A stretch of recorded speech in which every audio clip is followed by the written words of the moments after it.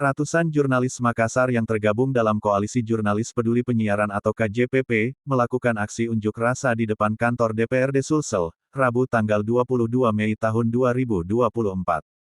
KJPP menyuarakan penolakan terhadap rancangan undang-undang penyiaran yang secara jelas mengancam kemerdekaan pers tanah air.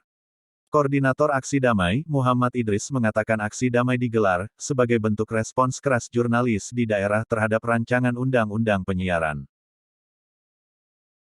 Ini adalah aksi damai teman-teman Koalisi Jurnalis Peduli Penyiaran, di mana kami menuntut rancangan undang-undang penyiaran itu dianulir. Kenapa? Karena di pasal 50B itu ada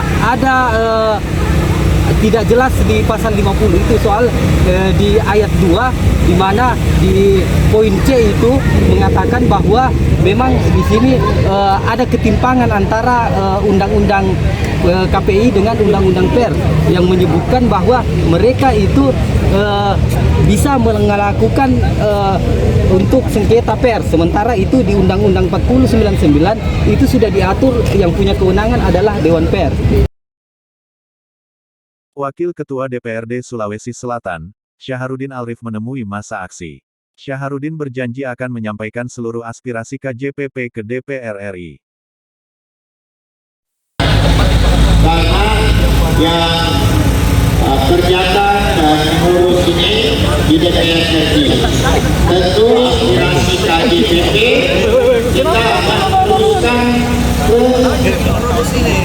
DPR RI soal masukan dan saran masalah undang-undang penyiaran ini, yang mana tentu dalam berbagai pasal yang minta dirubah dan minta dibatasi.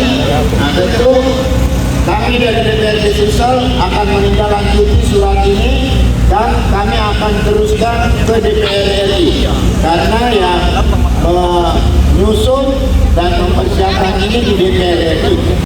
Selain itu KJPP juga menolak hasil perekrutan komisioner, Komisi Penyiaran Indonesia KPI Daerah Sulawesi Selatan periode tahun 2024 sampai tahun 2027. Hasil perekrutan dinilai bermasalah, salah satunya tidak diisi dari komisioner yang memiliki latar belakang penyiaran.